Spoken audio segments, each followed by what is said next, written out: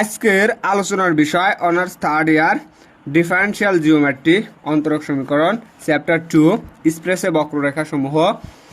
এটার ৭০ নম্বর উদাহরণ F of you নির্ণয় করো, যেখানে x vector equal to a cos u a sine u f of u সমতুলীয় বক্ররেখা।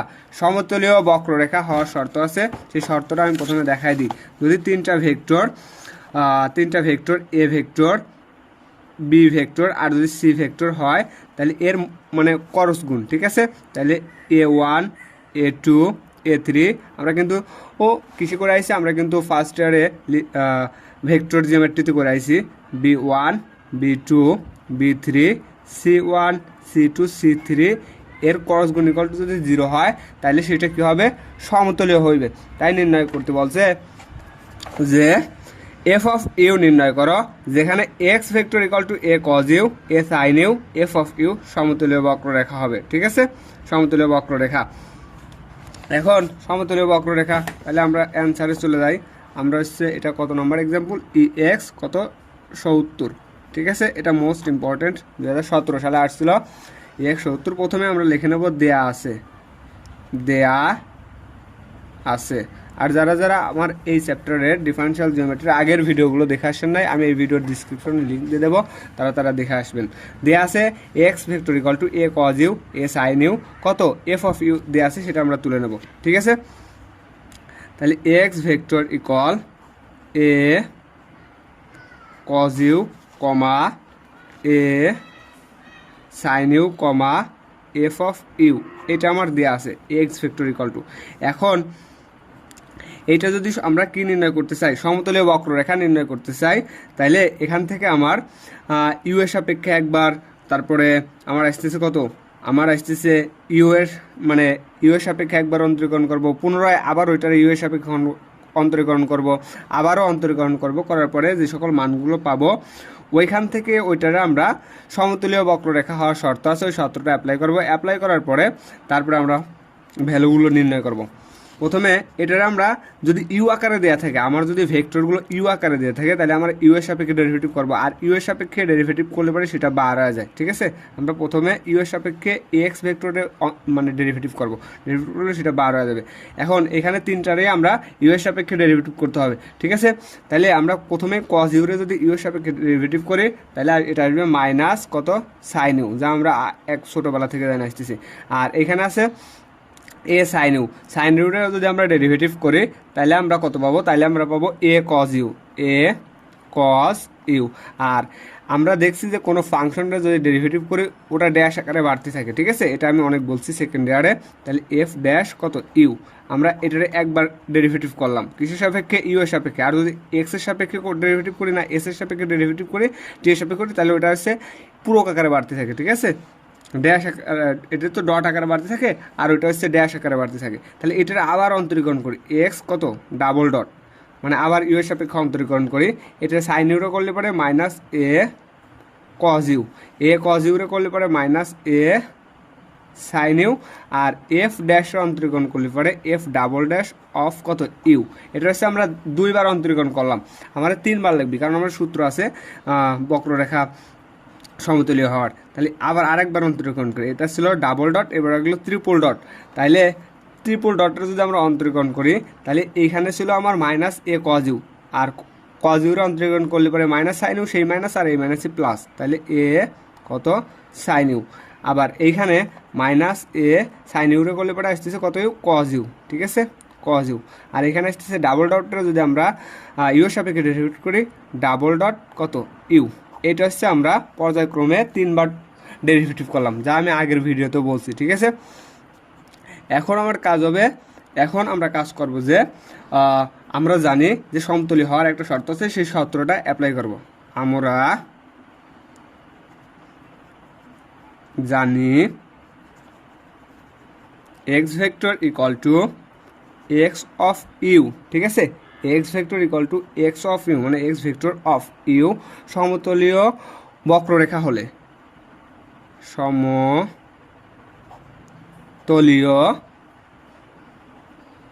বক্ররেখা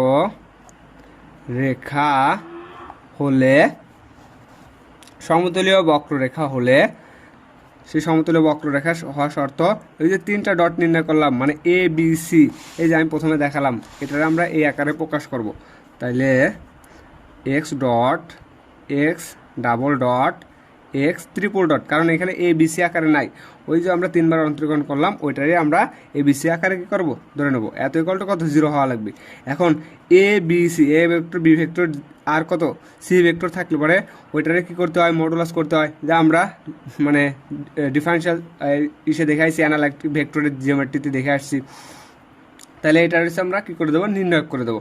এটা ইকুয়াল টু পাইছি কত এই এক্স বার ইকুয়াল টু পাইছি minus a sine u a cos u f dash of u, x double dot equal to পাইছি a cos u minus a মানে minus a cos u minus a sine u f double dot f double dash কত u of u, x triple dot equal to এটা পাইছি। তাহলে এটারে আমরা কী করে দেবো নির্ণয় করে দেবো।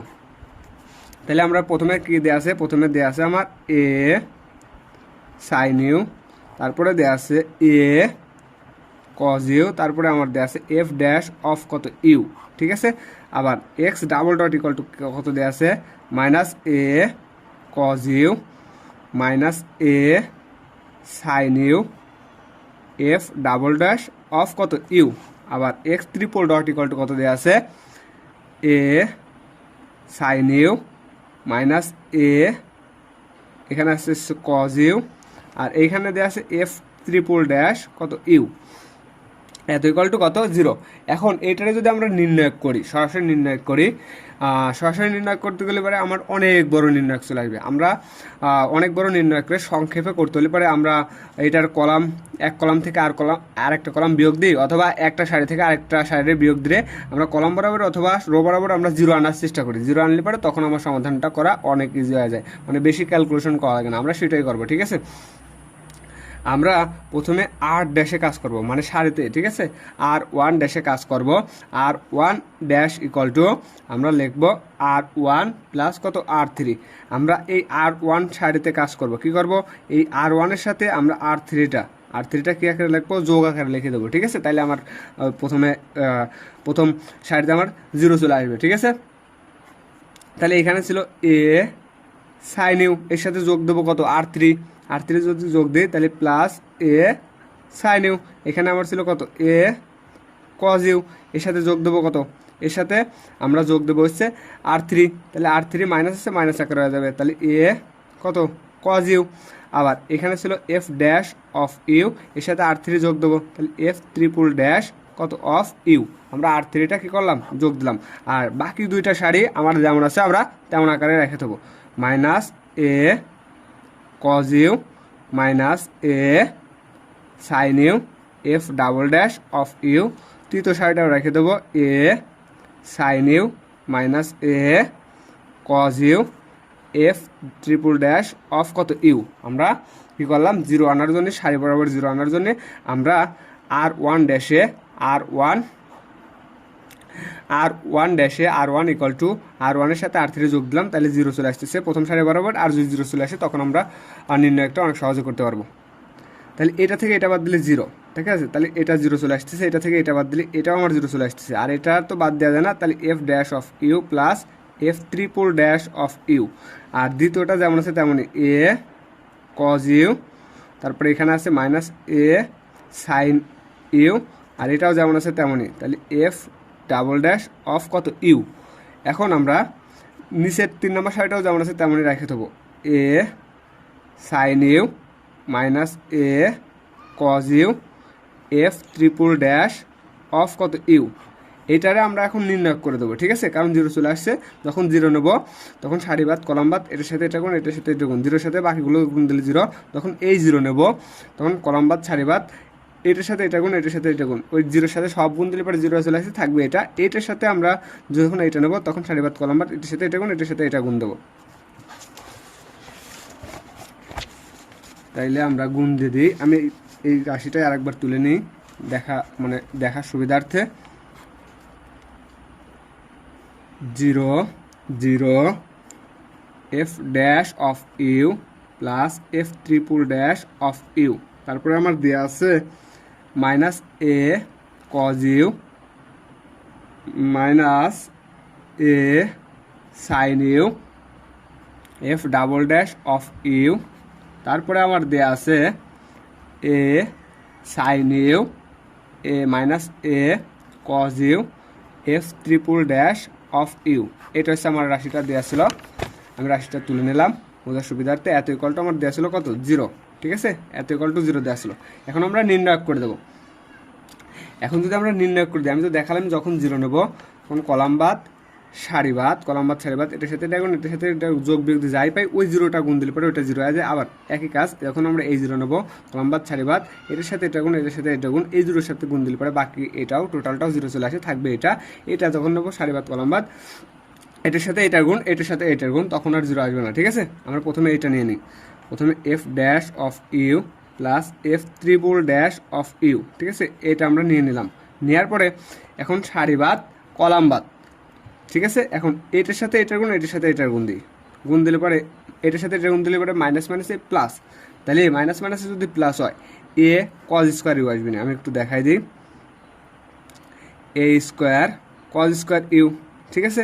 আবার সূত্রের মাইনাস, এখানে একটা এটার সাথে গুণ দিলে পরে a square sine square u, সূত্রের মাইনাস আর এই মাইনাসে আমার চলে আসবে প্লাস এ স্কোয়ার কত sine square u equal to কত 0। তাহলে f dash of u plus f double triple dash of u second bracket. এখন যদি এখান থেকে আমি এ স্কোয়ার কমন নিই তাহলে আসবে কজ স্কোয়ার ইউ প্লাস কত sine square u equal to কত 0। Cos square u plus sine square u equal to কত আসতেছে আমার 1 আসতেছে, তাহলে 1টা লেখার দরকার নাই। তাহলে আমরা পাচ্ছি f dash of u plus f triple dash of u. এখানে আমরা খালি পাচ্ছি এ স্কোয়ার, এ স্কোয়ারের সাথে 1 গুণ দেওয়া যায় না দেওয়া তাই, ঠিক আছে। এখানে আমরা এইটা পেলাম।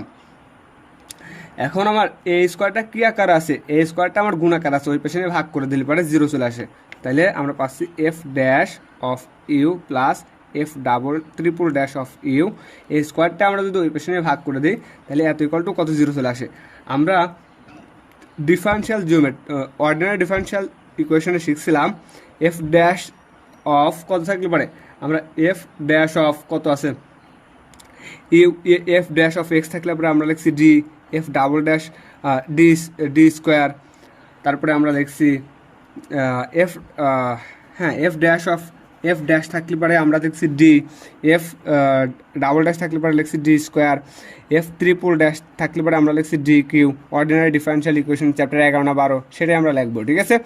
এফ ড্যাশ তার মানে এফ ড্যাশ অফ ইউ মানে কত D plus f triple dash of u মানে কত ডি কিউ, এত ইকুয়াল টু কত 0। এটারে আমরা অল্প একটু সাজায় লিখি, এফ অফ ইউটা আমরা কমন লিখি, থাকলে কত এফ অফ কত ইউ, ঠিক আছে, এফ অফ ইউ মানে ওই যে আমার সমাধানটা এরকম আকারে দেওয়া ছিল কত D cube y plus D square কত ওয়াই ইকুয়াল টু কত 0, এইরকম আকারে দেওয়া ছিল।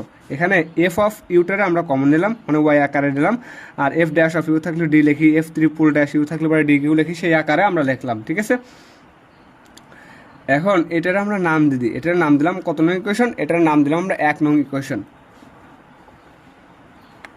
অতএব আমরা ধরে নিতাম কত এফ অফ ওয়াই আকারে থাকলে পরে অথবা ওয়াই আকারে থাকলে পরে এর একটা সম্ভাব্য সমাধান ধরে নিচ্ছি কত ই টু দি পাওয়ার এক্স অথবা e to the power m x আকারে, আমরা সেটা আকারে কী করবো ধরে নেবো, ঠিক আছে। সেটা আকারে যদি ধরে নেই তাহলে ধরি 1 নং এর সম্ভাব্য সমাধান, 1 নং এর সম্ভাব্য সমাধান কত f of u equal to, আমরা ওখানে ওয়াই ইকুয়াল টু ধরে নিতাম, f of u equal to e to the power কত এম ইউ, ঠিক আছে। 1 নং এর সম্ভাব্য সমাধান ই টু দি পাওয়ার কত এম ইউ, এটা আমরা ধরে নিচ্ছি। এই এম এর মান 1 2 3 up to dot dot dot বসে, তারপরে আমরা সমাধানটা নির্ণয় করছি। অতএব এখানে আমরা ডি কিউটা একটু আগে লিখলাম, তারপরে d into f of u equal to ধরে নিচ্ছি e to the power m u, তাহলে e to the power m u equal to কত 0, ঠিক আছে। এই 1 নং সমীকরণ থেকে আমরা এটা লিখলাম। এবার এখান থেকে আমরা অক্সিলারি ইকুয়েশন নির্ণয় করছি অর্ডিনারি ডিফারেন্সিয়াল ইকুয়েশনে, ঠিক আছে। তাহলে অক্সিলারি ইকুয়েশন কী হবে, আমরা ডি এর বদলে এম বসাইছি, তার মানে m cube plus m equal to কত 0। তাহলে এটারে আমরা একটু কমন নিলে পরে যদি আমরা এম কমন নিই তাহলে m square plus 1 equal to কত 0। তাহলে এর কতগুলো আমরা উৎপাদক পাবো সেটা লিখে নিই। একটা এম ইকুয়াল টু 0 এই একটা উৎপাদক পাবো, এবং m square plus 1 equal to 0 m square equal to -1, আর এইখানতে আরেকটা উৎপাদক পাবো, সেটা হচ্ছে এম ইকুয়াল টু এখানে এটারে -1টা আমরা লিখতে পারি -1টা লিখতে পারি আমরা আই স্কোয়ার, ঠিক আছে, -1টা লিখতে পারি I square.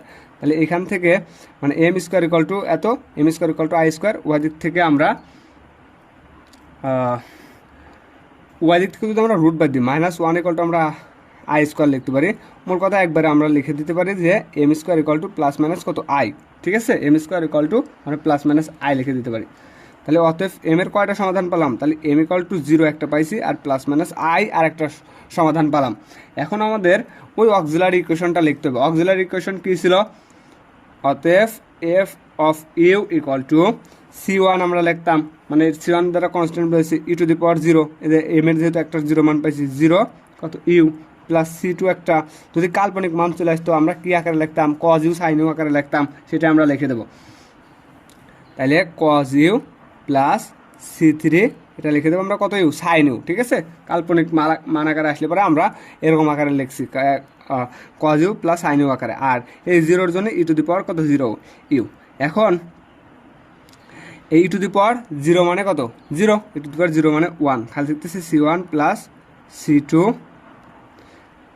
Cos u plus C3 sine u, ঠিক আছে, এটাই সম্ভবত অ্যান্সার, সম্ভাব্য অ্যান্সার।